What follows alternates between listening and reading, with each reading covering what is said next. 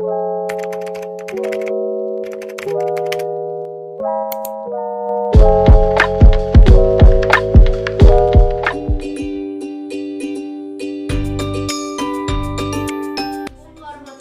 wabarakatuh. Waalaikumsalam warahmatullahi wabarakatuh. Perkenalkan, nama Teteh Mira Prastika. Teteh dari mahasiswi IAIN Syekh Nurjati Cirebon. Teteh dari jurusan PAI. Nah, di sini Teteh mau belajar sama adik-adik ya.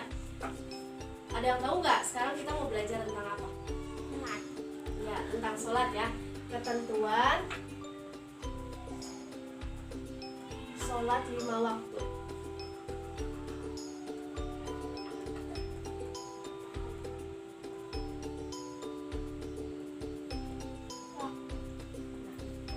Ada yang tahu nggak pengertian sholat itu apa?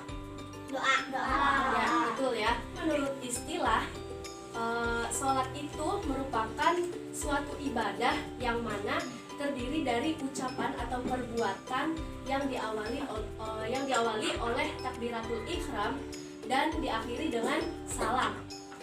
Sholat itu dikelompokkan menjadi 2 macam. Ada yang tahu nggak? Sholat apa aja? Sholat wajib, dan sholat sunnah. Sholat wajib ya. Ini jawab. Wajib dan sholat sunnah. Kalau wajib tuh kalau ditinggalkan dosa. Iya. Sholat wajib ini hukumnya wajib bagi setiap muslim dan muslimah yang telah memenuhi syarat wajib sholat yang diwajibkan oleh Islam, yang diwajibkan Islam terhadap umatnya. Nah, jadi buat yang udah memenuhi syarat wajib sholat ini diwajibkan untuk melaksanakan yang termasuk ke dalam sholat wajib ini. Ada yang tahu sholat apa aja? Ya, subuh, zuhur,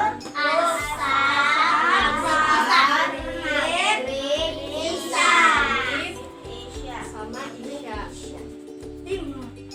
Ya, ada 5 ya. Ketentuan waktu dari sholat subuh itu, ada yang tahu nggak? Dimulai pada kapan dan berakhir kapan? Ya, dimulai ketika terbit fajar sidik tuh, dan berakhir ketika matahari terbit. Jadi kalau mataharinya udah terbit itu udah itu batas waktu sholat subuh. Udah paham? Jadi ketika fajar sidik terbit dan berakhir ketika matahari mulai terbit. Nah, itu waktu sholat subuh. Paham? Nah, selanjutnya sholat zuhur. Sholat zuhur itu ketika matahari tergelincir sedikit dari arah barat dan berakhir ketika panjang bayangan benda sama dengan tinggi benda sesungguhnya. Jadi kalau misalkan bayangan benda ini udah sama panjang atau sama tinggi dengan benda sesungguhnya, itu batas dari waktu sholat zuhur.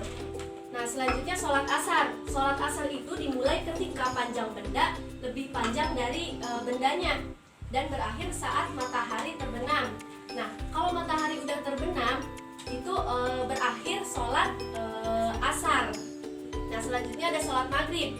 Sholat maghrib itu dimulai sesaat setelah terbenamnya mega merah dan berakhir saat mega merah di langit telah hilang. Jadi kalau misalkan mega merah di langit udah hilang tuh, itu berakhir sholat maghrib. Nah, jadi itu tuh menjelang sholat isya. Nah, dimulainya sholat isya ketika terbenamnya mega merah dan berakhir ketika terbit fajar sidik. Jadi sholat isya ini waktunya paling panjang di antara 5 sholat wajib lainnya. Paham ya sampai sini? Selanjutnya ada syarat sholat. Nah, syarat sholat ini terbagi menjadi 2. Ada yang tahu nggak syarat sholat itu apa aja? Nah, ada yang tahu nggak? Syarat wajib sholat ada 2. Yang pertama, syarat sholat itu ada 2. Yang pertama syarat wajib sholat. Syarat wajib sholat dan syarat sah sholat. Syarat sah sholat beda. wajib sholat itu hal-hal yang menjadikan seseorang diwajibkan untuk sholat. Jadi syarat wajib sholat ini jadi apa ya, kayak orang yang udah memenuhi kewajiban untuk sholat ini diwajibkan untuk melaksanakan sholat. Contohnya seperti yang pertama ada Islam, yang kedua balik. Ada yang tahu nggak balik itu apa? Tadi udah dijelasin kan ya sama Teh Anissa ya. Balik itu dewasa. Nah, ya yang ketiga suci. Suci itu suci dari hadas, yaitu contohnya seperti haid atau nifas. Jadi kayak misalkan teman-teman yang udah balik kan, yang cewek pasti haid ya. Nah, yang udah haid ini harus suci dulu. Jadi kalau misalkan lagi haid itu nggak boleh sholat karena hukumnya haram. Karena kan di sini syarat wajib sholat ini harus suci. Jadi kalau misalkan lagi haid itu nggak boleh sholat. Ya. Yang keempat ada berakal. Berakal, tahu nggak berakal? Berakal itu tidak gila. Jadi kalau misalkan teman-teman kan berakal semua ya, jadi ini diwajibkan untuk sholat. Jadi kalau orang gila itu tidak diwajibkan sholat karena kan tidak berakal. Ya, paham sampai sini? Paham nggak? Nah, terus selanjutnya ada dakwah telah sampai kepadanya. Nih, katanya kan sekarang udah ngejelasin bahwa sholat itu wajib. Jadi harus harus dilaksanakan. Jadi orang yang sudah mengetahui hukumnya wajib sholat itu harus melaksanakan sholat. Selanjutnya ada dalam keadaan jaga atau sadar.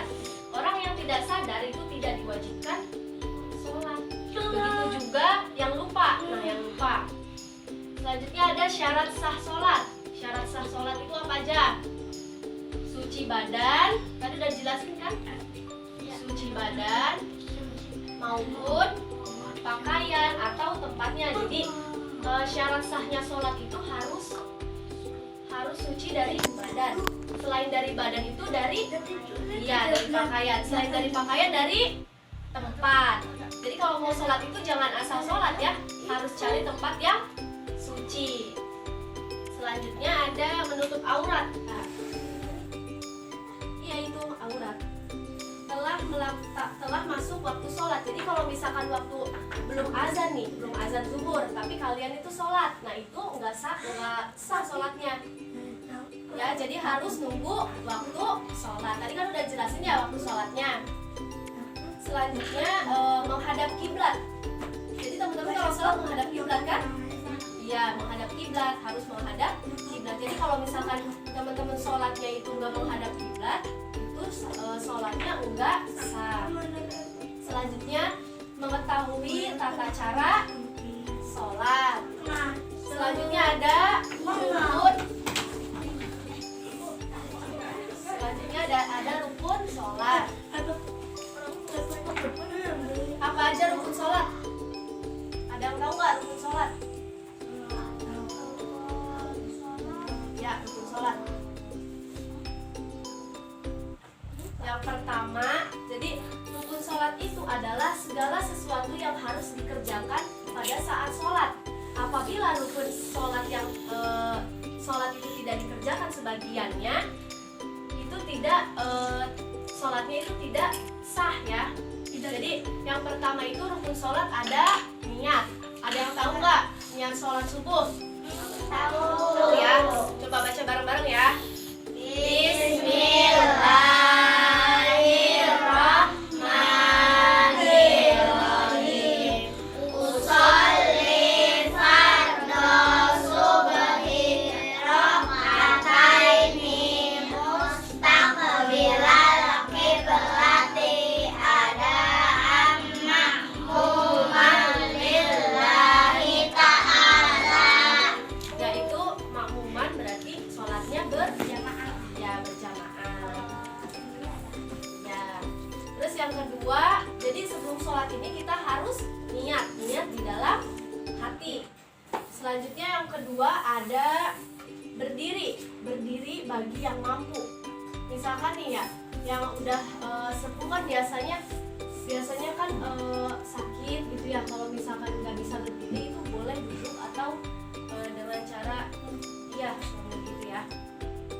Nah selanjutnya takbiratul ihram. Takbiratul ihram membaca Allahu Akbar.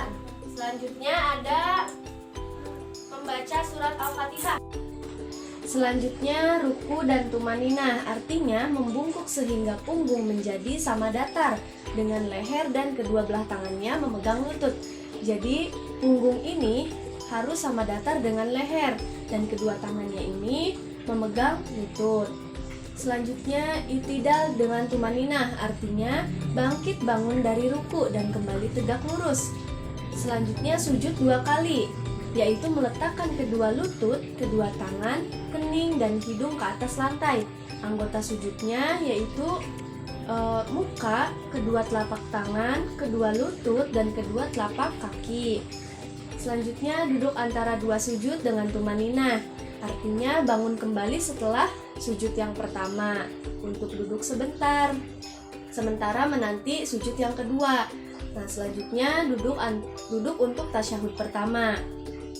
Selanjutnya membaca tasyahud akhir di waktu duduk di rakaat yang terakhir.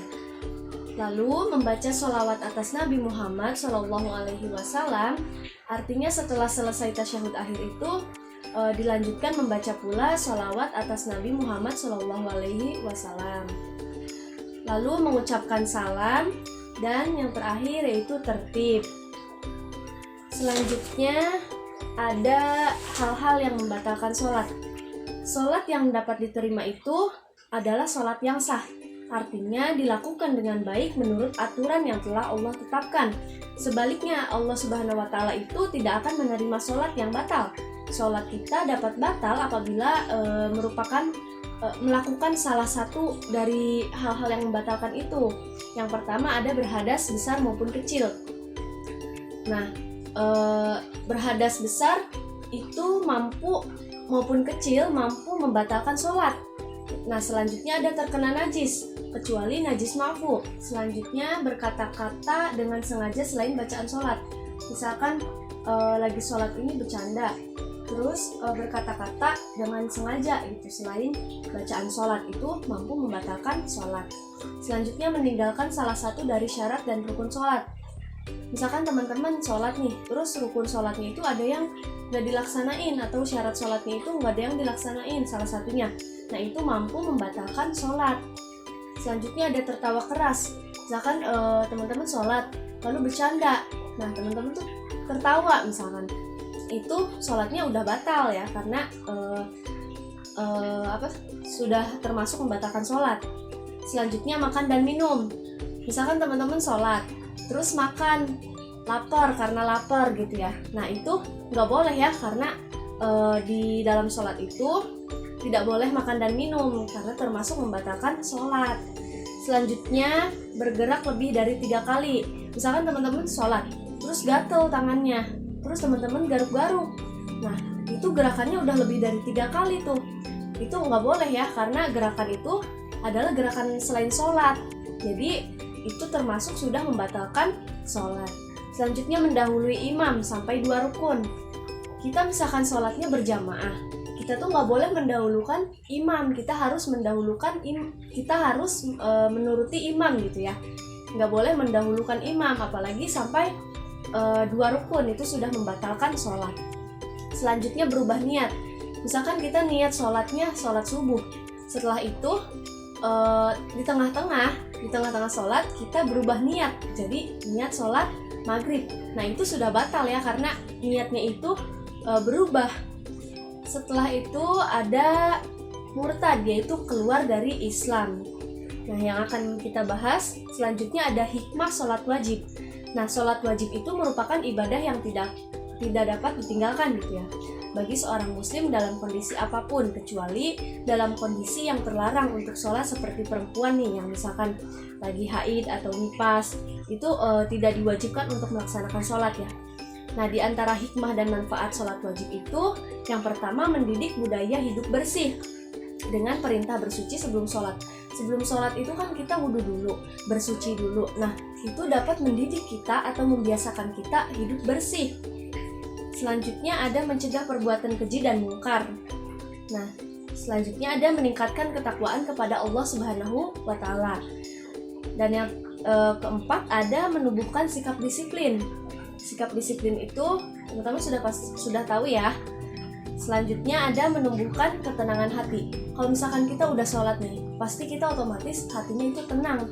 Pasti kita merasa hidupnya itu tenang. Jadi itu salah satu manfaat dan hikmah sholat wajib membuat kita hidup tenang. Paham sampai sini? Baik, kalau udah paham, mungkin cukup sekian yang bisa Teteh sampaikan. Kurang dan lebihnya mohon maaf. Wabillahi taufiq wal hidayah. Wassalamualaikum warahmatullahi wabarakatuh.